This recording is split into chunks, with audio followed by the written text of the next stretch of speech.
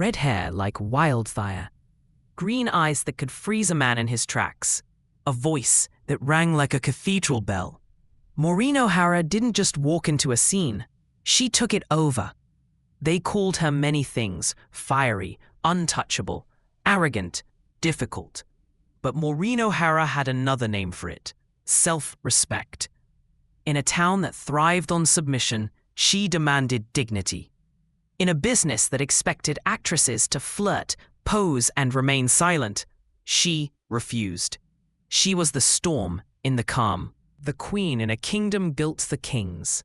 She was the fearless Mary-Kate Danaher in The Quiet Man, the gentle yet steely mother in Miracle on 34th Street, and the heart of How Green Was My Valley. But those were roles. The real Maureen O'Hara was even more formidable off-screen. A woman who challenged the Hollywood studio system, fought back against slander, and lived her life without compromise. At the height of her fame, a scandalous article accused her of lewd behavior in a darkened theater. Most actresses would have crumbled. Maureen sued and made history. This is the story of the woman who refused to be tamed, not just in front of the camera, but behind it. A woman who stood tall when the world wanted her to kneel. Maureen Fitzsimons was born in 1920 in Dublin, Ireland, into a large, close-knit Catholic family. From an early age, she stood out, not just because of her fiery hair and emerald eyes, but because of her ambition. While other children played games, Maureen trained in drama, voice, and fencing. She wasn't chasing fame, she was chasing mastery. She was just 17 when the British actor Charles Laughton spotted her during a screen test. He saw something raw and regal in her, and brought her to Hollywood under contract with his production company, Mayflower Pictures. Her first major American role came in 1939 as Esmeralda in The Hunchback of Notre Dame. Though her beauty was impossible to ignore, it was her commanding presence that made audiences take notice.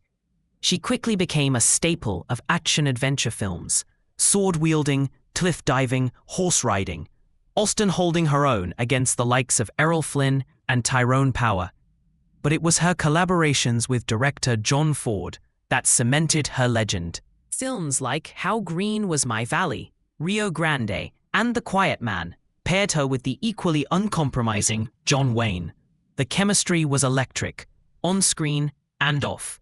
Though Maureen always denied anything romantic.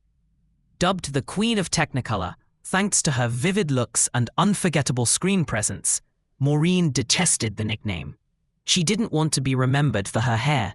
She wanted to be remembered for her spine. Maureen O'Hara never played by Hollywood's rules, because those rules were never written with strong women in mind. In the 1940s and 50s, the studio system demanded actresses be ornamental, glamorous, compliant, and ever grateful. They were expected to smile on cue, wear revealing outfits for publicity, and attend parties where they were often treated as commodities rather than artists. But Maureen O'Hara was never interested in being part of that game. She rejected the typical starlet playbook. She wouldn't pose in bathing suits to boost her image. She refused to attend industry mixers where actresses were paraded in front of executives and moguls under the guise of networking. She didn't flirt with gossip columnists for good coverage, and she certainly didn't pursue romantic publicity stunts for fame. Instead, she demanded to be seen and respected for her talent. O'Hara fought for roles with substance and regularly clashed with directors who wanted her to tone down her intensity. Even John Ford, the famously irritable director, found in her a worthy opponent. Their professional relationship was stormy, but it was fueled by mutual respect. Unlike many actresses of the time, Maureen refused to be cowed, even by someone as formidable as Ford. She challenged him.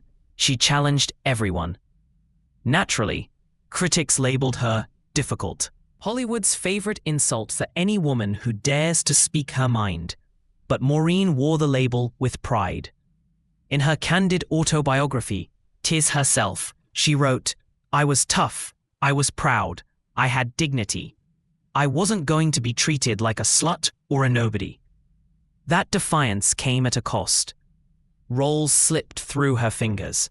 Offers slowed. The system didn't know what to do with a woman who refused to be controlled. O'Hara was conservative in both her personal values and politics, which often put her at odds with an industry obsessed with reinvention and scandal. But she held firm. She turned down scripts she found inappropriate and demanded better dialogue and screen time for her characters. Not just window dressing, but women with backbone and agency. In an industry as illusions, Maureen O'Hara insisted on reality. She chose dignity over obedience. And by doing so, she didn't just make movies, she made enemies. But in the end, she stood for something that mattered more than fame: self-respect. In 1957, Maureen O'Hara became the unwilling centerpiece of one of the most vicious tabloid attacks in Hollywood history. The culprit was Confidential magazine, a lurid, widely read publication notorious for exposing celebrity secrets and often inventing them when real scandals ran dry. With rumored mob ties and a vendetta against stars who defied the studio mold, Confidential published a fabricated story accusing O'Hara of indecent behavior with a man in the balcony of Grauman's Chinese Theater in Los Angeles. The article was crude, sensationalized, and entirely false, but it was printed in black and white for the entire world to consume. The damage was swift. Studios, always cautious of controversy, began backing away. Roles disappeared. Public perception shifted. And for a woman who had spent her entire career defending her dignity and refusing to be sexualized by the system, this slander cut deep. O'Hara was being punished not for scandalous behavior, but for saying no too many times in a town that preferred compliance. But Maureen didn't fold. She fought. Rather than issue denials and fade into the background, she took Confidential to court. She sued the magazine for libel, and in doing so, made herself a rare example, a woman in 1950s Hollywood who refused to be publicly shamed into silence. She presented hard evidence, travel documents, that proved she wasn't even in Los Angeles at the time of the alleged incident.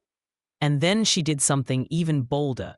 She testified publicly, under oath, with grace and fury, forcing the gossip empire to answer for its lies. Her lawsuit, O'Hara versus Confidential, became a landmark moment, one of the very few cases where a celebrity not only sued the tabloid giant, but also won. It helped trigger a federal investigation into Confidential's operations and marked the beginning of its downfall. But for Maureen, the victory was bittersweet. Though vindicated in court, the shadow of the scandal lingered. She later said, "They tried to destroy me because I said no, and they almost did." That almost became her legacy, not one of defeat, but of near destruction overcome through raw resolve. As the 1960s gave way to a new Hollywood, one more cynical, more sexualized, and less hospitable to women like her, Maureen O'Hara quietly stepped away. There was no formal farewell, no teary press conference. She simply stopped accepting roles that insulted her intelligence or dignity. Instead, she began a quieter chapter of life, moving to the Virgin Islands with her third husband, aviation pioneer General Charles Blair. When he tragically died in a plane crash in 1978, she didn't just grieve. She stepped in to run his airline, Antilles Airboats, proving once more that she was not defined by the screen. She returned only briefly to the spotlight in the 1990s and early 2000s, and in 2014, at age 94, she finally received an honorary Oscar. She accepted it with pride, but remarked with characteristic steel, "They don't make stars like we used to." She passed away in 2015 at 95. Fierce to the end. Uncompromised. Unforgotten. Maureen O'Hara didn't just play strong women, she was one. In an industry built on compromise, she refused to yield. In an era that expected women to smile and comply, she said no, loudly and often. She faced retaliation, scandal, and exile.